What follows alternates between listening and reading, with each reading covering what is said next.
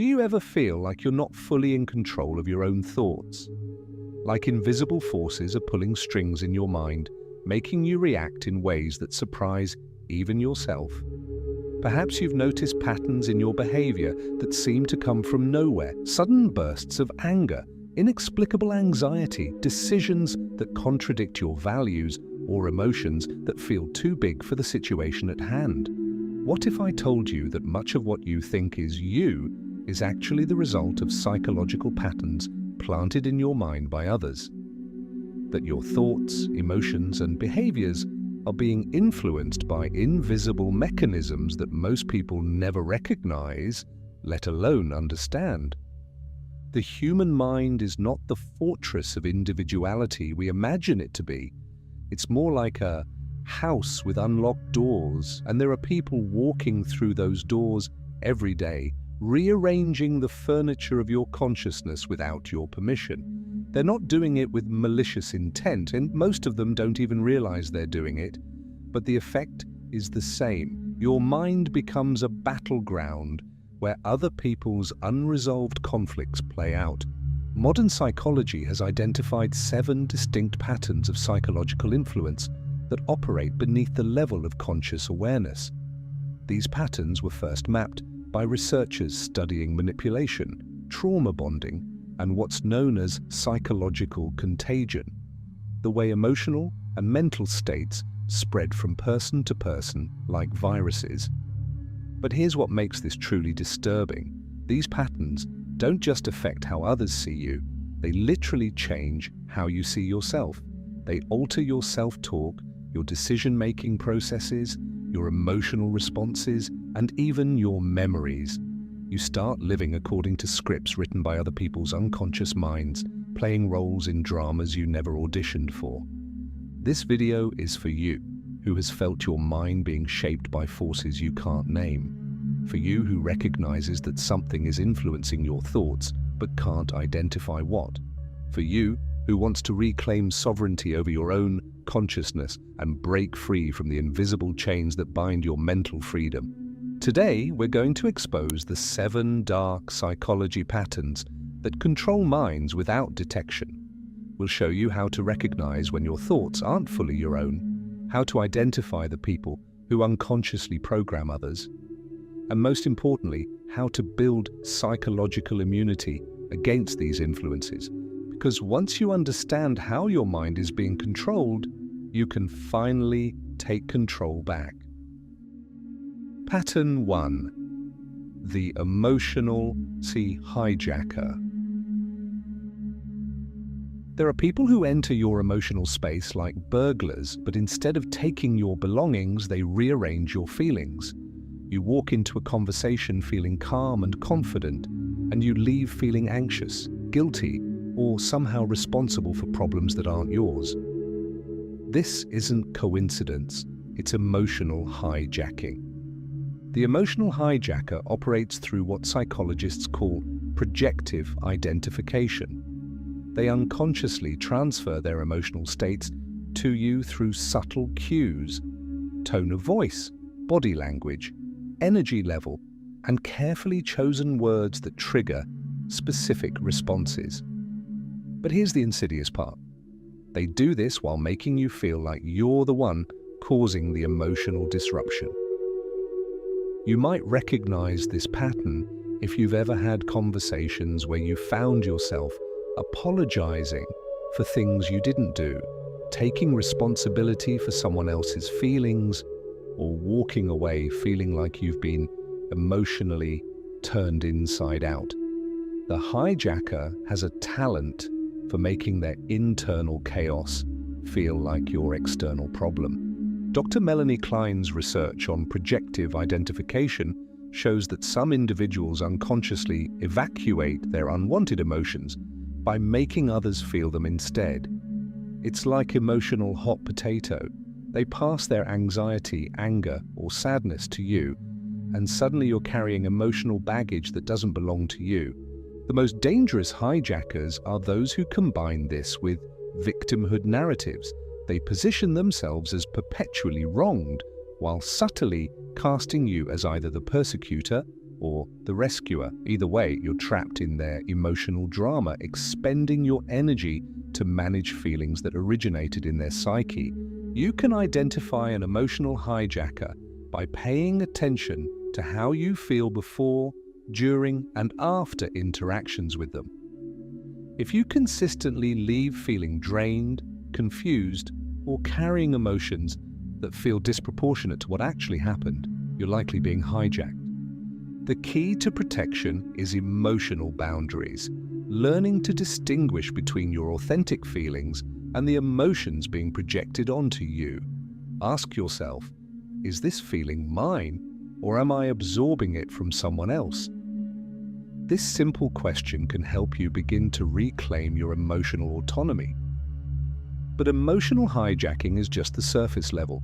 There's a deeper pattern that actually changes how you think about yourself and your place in the world. This brings us to the second pattern, reality distortion. Pattern 2. The reality distorter. Some people don't just influence your emotions, they reshape your perception of reality itself. They have a talent for making you question your own memory, judgment, and sanity. Psychologists call this gaslighting, but the reality distorter operates with much more subtlety than the obvious manipulation we associate with that term. The reality distorter works by introducing small inconsistencies into your interactions with them. They might tell a story differently each time, deny saying things you clearly remember, or react to situations in ways that contradict their stated values. But they do this so gradually, so skillfully, that you begin to doubt your own perceptions rather than questioning theirs. Dr. Robin Stern's research on gaslighting shows that this pattern works because it exploits a fundamental human tendency. When our reality is questioned, we often assume we're the ones who are wrong. The reality distorter leverages this tendency, creating what researchers call epistemic, learned helplessness. You stop trusting your own judgment because it's been systematically undermined. This pattern is particularly dangerous because it attacks your cognitive autonomy. You start second-guessing decisions you would normally make confidently. You find yourself constantly seeking external validation for thoughts and feelings that should be self-evident. You become dependent on others to tell you what's real, what's appropriate, what's true. The reality distorter often operates through what's known as ambient abuse. They create an atmosphere of subtle wrongness without any single incident being dramatic enough to clearly identify as problematic. It's like psychological carbon monoxide poisoning, colorless, odorless, and deadly to your mental clarity. You might be experiencing reality distortion if you find yourself constantly questioning your memory, feeling like you're too sensitive or overreacting to things that genuinely bother you, or feeling confused about situations that should be straightforward. The distorter has successfully made their perception seem more reliable than your own. The antidote to reality distortion is radical self-trust. Start keeping notes about conversations and events. Trust your initial emotional responses to situations. Build a support network of people who validate your perceptions. Remember that your reality is valid even if someone else experiences things differently. But reality distortion often works in combination with the third pattern, which attacks your sense of self-worth and personal value. Pattern 3, the worth assassin. There are individuals who have an almost supernatural ability to locate your insecurities and systematically undermine your self-worth. They don't do this through obvious insults or direct attacks. That would be too easy to identify and defend against. Instead, they use what psychologists call covert narcissistic abuse to slowly erode your confidence in your own value. The worth assassin operates through backhanded compliments, subtle comparisons, and carefully timed criticism disguised as concern. They might say things like, "You're so brave for trying that, even though it's not really your strength," or "I wish I could be as carefree about my appearance as you are." Each comment contains both praise and poison, making it difficult to object without seeming unreasonable. Dr. Craig Malkin's research on covert narcissism shows that these individuals feel better about themselves by making others feel worse, but they're skilled enough to do this while maintaining plausible deniability. If you call them out, they can always claim they were trying to be helpful, or that you're being too sensitive. The worth assassin targets your core identity markers, your intelligence, attractiveness, competence, lovability, or moral worth. They plant seeds of doubt that grow into full-blown insecurities over time. You might find yourself questioning abilities you once felt confident about, or feeling like you need to prove your worth in areas where you previously felt secure. This pattern is particularly insidious because it exploits our natural human need for belonging and acceptance. The worth assassin positions themselves as the arbiter of value, subtly communicating that your worth depends on their approval. Over time, you internalize their critical voice, and it becomes part of your own self-talk. The psychological mechanism at work here is what researchers call internalized oppression. The external criticism becomes internal self-criticism, and you begin to police your own worth according to standards that were never truly yours. You become your own worth assassin, continuing the work they started long after they're gone. You can recognize a worth assassin by paying attention to how you feel about yourself after spending time with them. Do you find yourself more self-critical, more anxious about your appearance, performance, or value to others, more likely to apologize for taking up space or having needs? The defense against worth assassination is radical self-acceptance. Build an internal foundation of worth that doesn't depend on external validation. Surround yourself with people who celebrate your authentic self rather than trying to diminish it. And remember, anyone who consistently makes you feel bad about yourself is revealing more about their own insecurities than your actual limitations. But worth assassination often serves a deeper purpose: to make you more susceptible to the fourth pattern, dependency creation. Pattern 4. The dependency creator. Some people don't want to control you through force. They want to make you feel like you can't survive without them. The dependency creator systematically undermines your self-reliance while positioning themselves as your indispensable source of support, guidance, or stability. It's one of the most sophisticated forms of psychological control because it feels like love. The dependency creator operates by identifying your areas of insecurity or inexperience, then offering help that gradually becomes indispensable. They might start by offering advice, assistance, or emotional support during a vulnerable time, but instead of helping you develop your own capabilities, they subtly discourage your independence while making themselves increasingly necessary. Dr. Patrick Kahn's research on trauma bonding shows how this pattern creates what he calls addictive relationships. The dependency creator provides intermittent reinforcement, periods of support and validation followed by withdrawal or criticism. This creates a psychological addiction to their approval and presence, similar to how gambling machines use variable reward schedules to create compulsive behavior. The dependency creator might discourage you from making independent decisions by questioning your judgment. They might solve problems for you instead of teaching you to solve them yourself. They might create emergencies or crises that require their intervention. Over time, you begin to doubt your ability to function without their input. This pattern is particularly dangerous because it masquerades as care and concern. The dependency creator can always claim they're trying to protect you or help you, but their help consistently results in you feeling less capable, not more. True support builds your capacity for independence, Dependency creation undermines it. You might be caught in a dependency creation pattern if you find yourself constantly seeking permission or approval for decisions you should be able to make independently. If you feel anxious or incompetent when facing challenges alone. If you've noticed that your problem-solving skills have atrophied since this person entered your life. The antidote to dependency creation is deliberate competence building. Start making small decisions without input from others. Practice solving problems independently.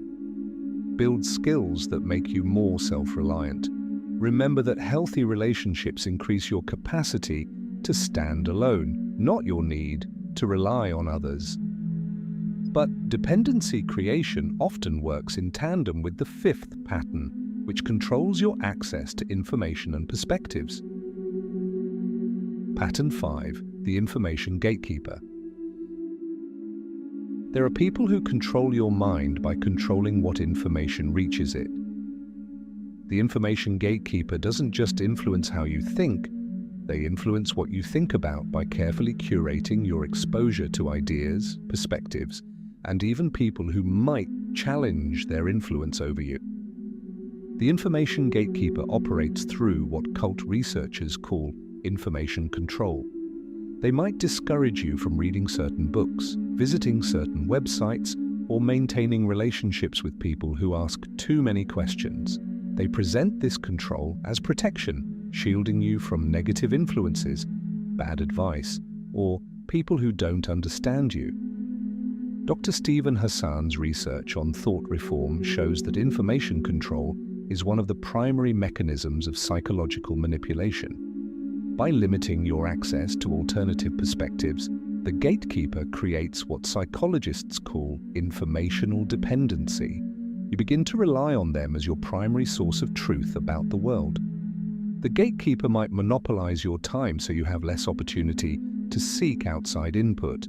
They might create urgency around their projects or needs, making it difficult for you to maintain other relationships or interests. They might systematically discredit sources of information that contradict their worldview or expose their behavior patterns.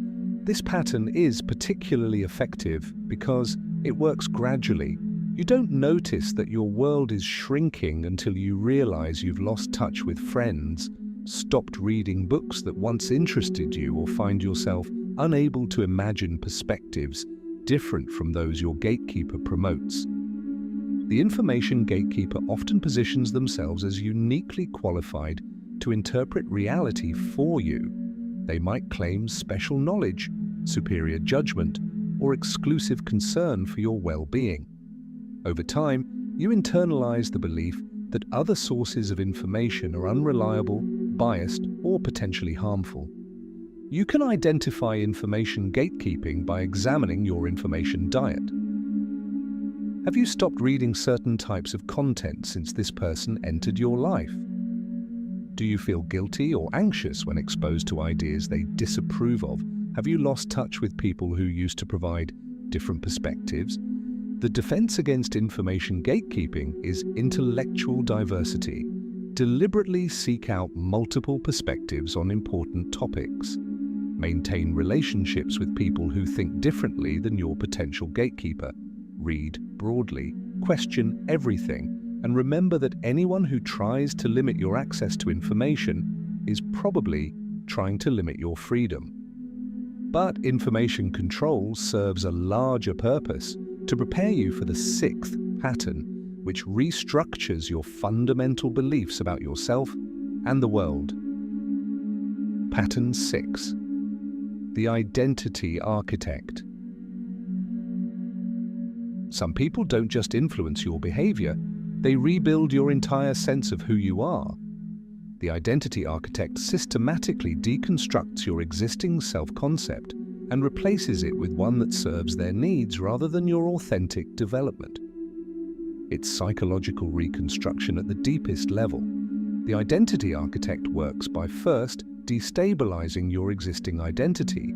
They might point out contradictions in your behavior, question your past decisions, or or suggest that your previous self-understanding was naive or incomplete. This creates what psychologists call identity diffusion, a state of confusion about who you really are. Dr. Margaret Singer's research on thought reform shows that identity change follows a predictable pattern: destabilization, dependency, and reconstruction. The identity architect first makes you doubt your existing identity, then positions themselves as the guide who can help you discover your true self, and finally reconstructs your identity in ways that serve their agenda. The new identity they help you build often involves taking on roles that benefit them: the devoted follower, the grateful student, the loyal supporter.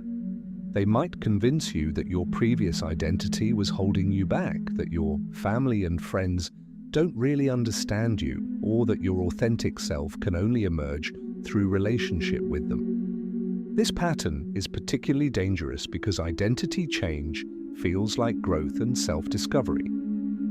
The identity architect presents the reconstruction process as spiritual awakening, personal development, or finally becoming who you're meant to be. The manipulation is hidden behind the language of transformation and empowerment. You might be experiencing identity reconstruction if you find yourself adopting new beliefs, values, or behaviors that feel foreign to your historical self. If you've begun to see your past differently, viewing previous relationships or achievements as less meaningful than you once did. If you've started defining yourself primarily in terms of your relationship to the architect. The identity architect often encourages you to burn bridges with your past, ending relationships, changing careers, or abandoning interests that once defined you. They present this destruction as necessary for your growth, but it actually serves to isolate you and make you more dependent on the new identity they're constructing. Protection against identity architecture requires maintaining connection to your historical self. Keep journals, photos, and mementos that remind you of who you were before this person's influence. Maintain relationships with people who knew you in different contexts. Remember that authentic growth builds on your existing foundation rather than requiring you to demolish it. But identity reconstruction is often the setup for the final and most dangerous pattern, one that turns you into an unwitting agent of the same psychological patterns that controlled you. Pattern 7. The replication system. The most insidious aspect of these psychological patterns is that they're designed to replicate themselves. The final pattern turns victims into unconscious perpetrators, creating cycles of psychological influence that can persist across generations, relationships, and communities. This is how toxic patterns spread like psychological viruses through families, organizations, and social networks. The replication system works through what researchers call identification with the aggressor. When someone has been subjected to psychological control patterns, they often unconsciously adopt the same strategies as a form of psychological survival. The victim becomes the victimizer not out of malice, but as an automatic response to powerlessness. Dr. Alice Miller's research on childhood trauma shows how psychological patterns pass from parent to child, creating what she calls the drama of the gifted child.